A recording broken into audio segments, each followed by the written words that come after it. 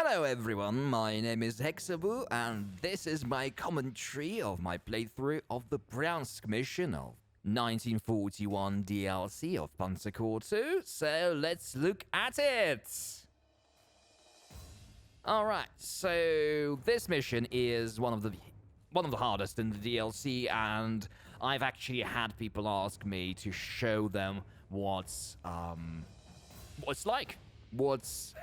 What did I do? Because at first, yes, it has problems. It's incredibly muddy. You can't properly use your Air Force. Just forget about it. There will be a couple of turns in which you will be able to use it, but it's like just essentially pointless. They're gonna hog your core slots. They're not that great if you can use them for just 2 turns out of 20. So even though I managed to actually complete the mission much faster. Remember that I use the Guderian rules. I don't have the rule on, so the Guderian rule, i.e. the, I don't remember how it, something against time, I think it was. I don't remember the challenge you can switch on, but essentially you get -5 turns to everything. I have it switched off officially, but I always follow it. So I'll try, in this case, I'll try to do it within 17 turns. Because the game is somewhat glitchy when it comes to defensive scenarios with it. So back to the mission itself, back to the Bryansk. So it's the first really hard mission of this DLC, definitely in the Soviet Union. Prior to that, I'm sure you've seen it. It's very easy. It's like just laughable. It's laughable. I was like, the last mission before this is Kiev, and I was thinking, holy crap, if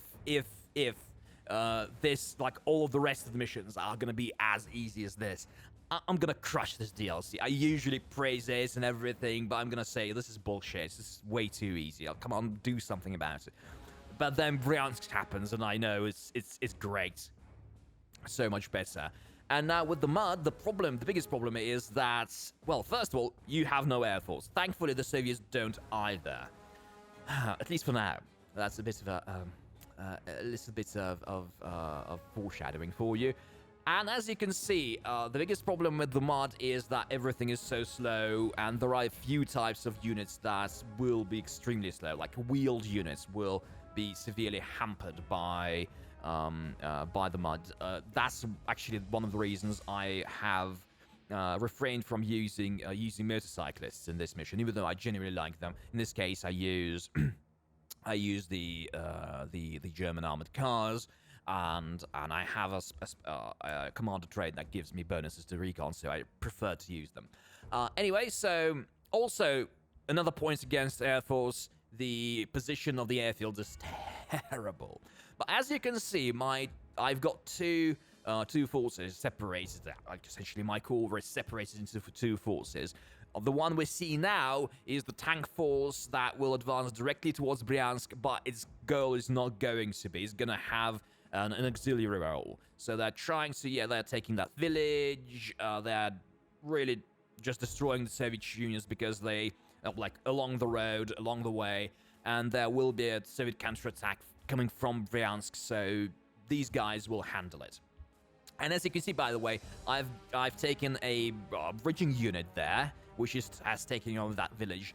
Even though this mission has a large river here, I think it was, I really don't remember what the mission was, but the river was, yes, it kind of suggests that you might really want to use a bridging pioneer, but I found them to be rather useless. So the bridges are enough. The existing bridges are enough. But the point is that you really need to defend that village, and the bridging pioneer is enough to defend it because there are like stray Soviet Unions trying to do like screw you over. Because it's so muddy in this mission, you can't cover all of the ground. You don't have enough time for that. So there will almost definitely be stray units like this stuff. Like, come on, look at these guys. They're just in the middle of stuff. And they will come to that village and try to take it over and screw your mission, okay? So keeping bridging pioneers is good enough, and they're very cheap. They're just 1 core slot. You don't even have to give them any half-tracks or anything, even though I did, I think. So they're very cheap. It's a very cheap way to hold your ground. You don't have Vollsturm yet, right? oh, will we need any Volkssturm in the future? And so, yeah, so what we're looking now at now, so we're in the center of the map, we're clearing that area, but this is not the main pivot of the attack yet. So we've taken that village, we're advancing towards the east, and so for now we're just moving and destroying the Soviet troops that are preventing us from reaching Bryansk. These guys in the middle, it's not necessary. I kind of use them, but you can, like, split your troops more evenly between, like, these two roads. You don't really have to send them into that middle area, even though there will be some enemy troops there. All right, so let's see. All right, so it's a Soviet counterattack, like tiny sort of counterattacks. But this is the crux of my strategy with this game. So with this mission. So we've got a bunch of long-range 21-centimeter mortars, and as you can see, there's a lot of hilly terrain there. So they're going to be brilliant. They're going to dominate the area. If you take over those hills, and it's very easy, you're going to dominate this entire area with your 21-centimeter mortars. You got five range, and mine are pimped out with heroes and everything. They're extremely powerful. But I really enjoy the Warframen 40, the rocket launchers. Why? Because they're very good in the mud. They're fast to begin with, and their movement type is reasonably amenable to their half-tracks, effectively, right? So they're not as great as tracked units, but they're still better than anything wheeled, anything towed. So Warframen 40 is a way for me to have very strong artillery very quickly where I need it. It's true in general. It's very true in the Soviet missions because, like, you always have to cover lots of ground, and movement is a big problem. This is like the Soviet Union is where I stopped liking the 15-centimeter guns, even despite their versatility, despite the fact that they're strong. Being towed guns, they're not strong enough, in my opinion. It's like you have to effectively refrain from any pretense of having this versatile universal gun towards having two types of specialized guns. For quick support, you've got the Warframen 40 with the rocket launcher. They're fast, they're not towed, so they can shoot after moving. And then for towed artillery, obviously you sometimes need very long-range artillery, right? So why not have the best long-range artillery there is? So 17-centimeter, 21-centimeter guns for counter-battery fire, for suppressing, like, for stuff where you have to stop and bring in your towed guns. And so generally that's the separation for me. As you can see, I've completely refrained from using any 15-centimeter guns. I think they made slightly more sense in the Balkans, but in the Soviet Union, it's just like the stuff is too big now. The stuff is way too big. And to be honest, given the very strong Soviet tanks, and the further you go into this DLC, it's all KVs and T-34s. The AT ability of 15-centimeter guns doesn't do anything, really. It's not gonna scare off a KV, so it's not gonna destroy, like, do much damage. You're really against the Soviet tanks. You really need proper AT guns, right? So even if it doesn't have to be Sturm Emil, but it has to be dedicated AT guns, because 15-centimeter guns will not cut it against top Soviet tanks. So yeah, and generally my approach now with how I protect, how I support my units with artillery and AT guns is such. I know that this has turned into a discussion of artillery, but you can actually see what I'm doing in this mission. So this artillery, the long-range artillery, is gonna jump these hills and gradually move towards the city. As soon as they reach the city, their range is sufficient for the city. The Soviets are screwed. There will be a bunch of artillery in the city. There will be, I should stop saying the city. There will be, as you can see, there is a line of trenches, so there will be fortifications. And by the way, soon there will be a Soviet counterattack along that road, along that main highway, so west of Bryansk. So expect a counterattack there, a very strong one, by one of the armies which you're supposed to destroy. And so, speaking of artillery, speaking of AT guns, so my logic here is that 15cm guns are not tenable in this environment, where you really, like, having towed guns is putting you at a severe disadvantage, right? So you have to limit their use. And my idea is that so if you're taking a close terrain, you only have to worry about infantry. So you really need a dedicated, if you have a unit in close terrain, like in a forest, in a city, ideally it's infantry, but sometimes it happens that you have to put a tank there.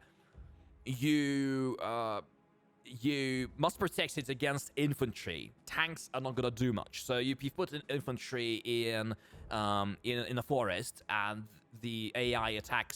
Oh right, okay. As you can see, so the counterattack is happening in the middle. The Soviets don't have much in those hills. They are really easy to take over. I think the southern hill there is the only one that has a Soviet artillery there. So it's generally a good idea to destroy it, because it will attack your units on the other side of the river. So back to the considerations of what cover to provide. So if an enemy tank is attacking your infantry, which is in a forest, it's already screwed. That infantry doesn't need any AT guns, any AT capability, all right? So if that infantry is attacked by by a Soviet, for example, infantry, yes, that Warframen will shoot and damage that attacking infantry, and will be brilliant. On the other hand, in the open terrain, your main opponent is going to be the tanks. So you really don't, like, okay, so against tanks or any kind of hard targets, you've got your ATs. So you really don't need a versatile universal gun to, well, cover all of your situations. So you keep your AT guns, your tank destroyers, because obviously towed AT guns are not good for this, for at least for offensive operations, obviously. You keep your AT guns, and for any close terrain where infantry is more likely to be active, you keep your Warframen. So that's how you do it. You really do. Oh, that dodged the bullets.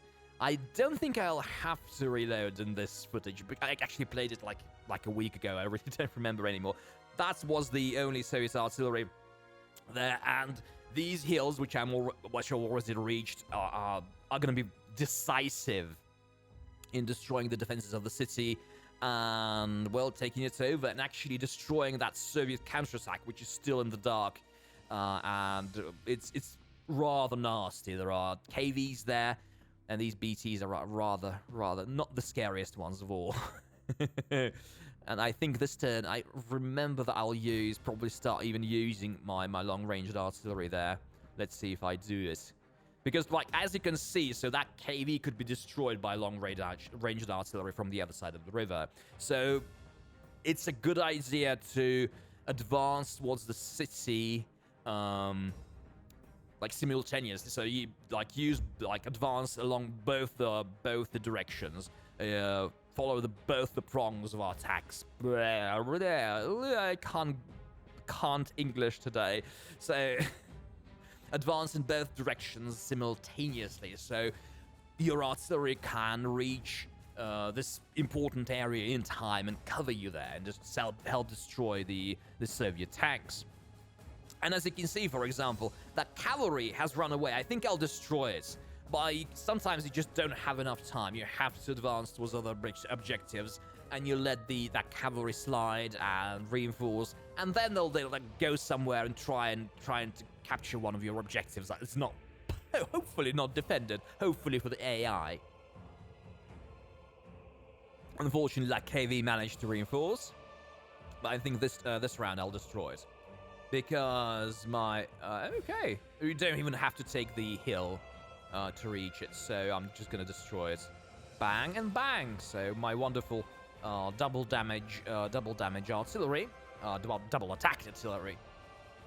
But as you can see, this is a very good position. I'm doing this crisscross thing, so, and covering both sides. But also, as you can see, you need to bring lots of artillery here. And it's not just about me liking artillery, because I love artillery. But here, you really need it because you don't have any air supports, and you have to and you have to compensate. You have to compensate. If your air force is too small, you have to compensate with fingers or something. No. And okay, that was unfortunate. Thank goodness for undo.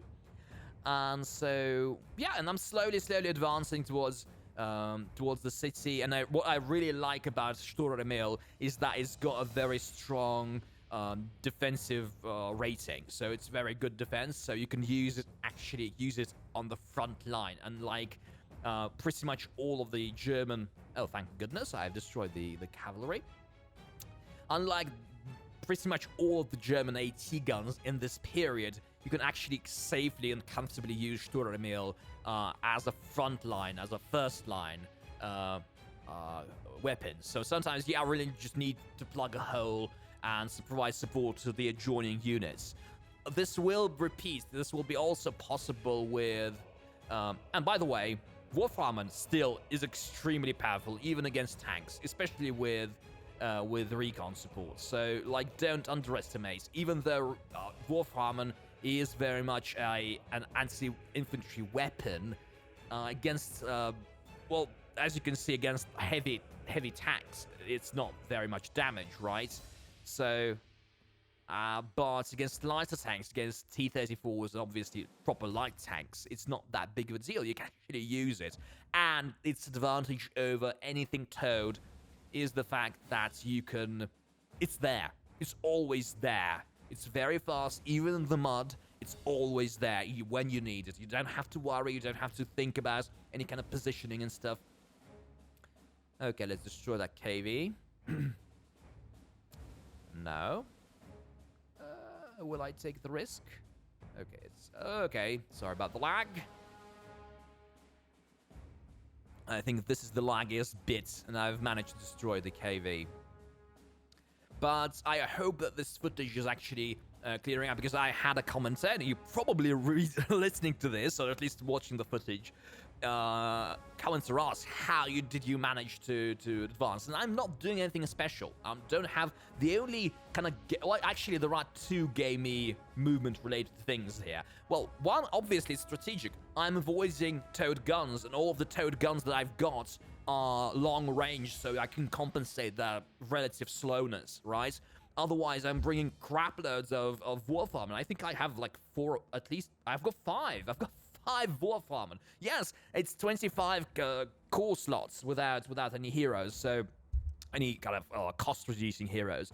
So, but they're worth it, as you can see. They're very versatile. Their only weakness is the fact they only have 2 ammo. They only have 2 ammo, and that's a problem in defense. So if it's a... Like, if there is a defensive scenario, I'll probably trade them for 15 centimeter guns. But if it's an offensive scenario like this one, yeah, it really doesn't matter. You just move and move and move and push and push and push. So generally, you don't get into trouble. I got into some trouble related to this in Moscow, later in Moscow, because, like, it's more of a meeting engagement where you got, like, extremely strong Soviets. And, well, okay, I'm spoiling things, so if you haven't played it, well, don't listen to this, mute the video. And so you have to attack, but you also have to defend against, like, defend everything you achieve. You have to immediately defend. So sometimes, yes, in those cases, Warfarmen are not perfect. So that's, like, the only real deficiency of rocket artillery is the fact that it doesn't have too much ammo, and heroes that gives additional ammo, I don't think you can get them normally. You can only get them, as far as I've seen, as far as I'm concerned, you can only get them if you don't import your core into one of these DLCs. So if you don't import a core, you get some sort of a core, initial core, default core. The units are not wonderful, but you get very, very strong, you get very strong heroes, like stuff that gives AT support, like stuff that gives additional ammo. zero-slot heroes and all that sort of stuff. So I suspect they're just very rare, but some of those I have never seen in real life, like in just normal play. So, and so so the lack of ammo is a weakness for Wolfram and any rocket artillery. But otherwise, they're extremely strong and they're extremely great, like extremely good for offensives. And I don't know why it's paused. I probably went to piss or something. All right. So we're advancing. We're slowly advancing. I'm trying at the same time. A bunch of Soviet infantry coming out of the forest. And there will be, as you can see, there is a small counterattack. The Soviets will, as you push into the city, the Soviets have some reserves in the east, and they have spawn points in the northeast. I mentioned it in my tracking video. There is not going to be like a proper wave of attackers, but there probably will be a couple of units that come in and maybe try and screw up your shit. All right, so just hoping that you didn't cover your objectives. Okay, so I've destroyed one of the armies. This is the easier of the armies, actually, and you really don't have to go for it. And really, okay, I'm gonna go and destroy the army. You're just gonna take the city and destroy enough units. All right, let's see what I'm going to. Well, right now, obviously, the objective is to destroy the artillery in the left and keep pushing towards the city. And let's see, yeah, and once again, rocket artillery is doing wonders here, and the AT gun is probably not going to be particularly useful at all here. I've crushed the main armored forces that the Soviets have here. All of the rest is going to be just remnants and occasional attacks. But yeah, that Soviet infantry is actually encircling me, encircling my recon. But no worries. Okay, that red tank has a hero, like it was a shock attack. I think, a shock troops. As far as I remember, it destroys enemy movement points if it attacks. So if the enemy is to retreat, it automatically surrenders. So that red tank also has scavenger trait, scavenger hero, which doubles the stuff you get in trophies. So that tank is really my harvester of KVs and T-34s. Even though you can actually get a bunch of these tanks through events and everything, so they're not really impossible to get. And so back to the movement and the gameness in the movement. Oh, by the way, next turn is going to be cloudy. It's not going to be. It's going to be Air Force good. But anyway, so back to gamey or non-gamey movement things. The only thing I've got here is two things. One is the Master of Blitzkrieg, which I use pretty much all the time. I prefer not to use its ability like that that allows you to easily cross small rivers. Yeah, with tanks, so you don't lose all of your movement points with tanks. It's costly, but you can actually cross a river and go past it in the same turn. I found it not to be that important in the DLCs. In the campaign, it was pretty decisive, in my opinion. But in the DLC, the scenario designer of the DLC, Kerensky, I see that he prefers large rivers, and I actually kind of like it because it's more of an obstacle and more defining for the missions. Yeah, those small rivers, that can be annoying, but generally they're very easy to deal with, especially if you've got Master of Blitzkrieg. But I still use Master of Blitzkrieg because it gives +1 movement to all tanks, which sometimes, especially in the Soviet Union, oh, by the way, Bryansk is ours, so the only thing we have to deal with now is to destroy the other army. And we are already doing that because, like, the tank and the infantry we see now are from the other army. And so, yeah, so +1 to tanks is very good, especially in the Soviet Union, because you have to cover a lot of ground. Also, the second thing is actually a more modern commander trait. So if you don't know, Master of Blitzkrieg has been in this game since this launch. But I'm also using, with this DLC and this, with this DLC, effectively, I didn't use it in 1940. I don't think it actually was in the game in 1940. So another commander trait, which is actually a new one, and it's the meticulous planning.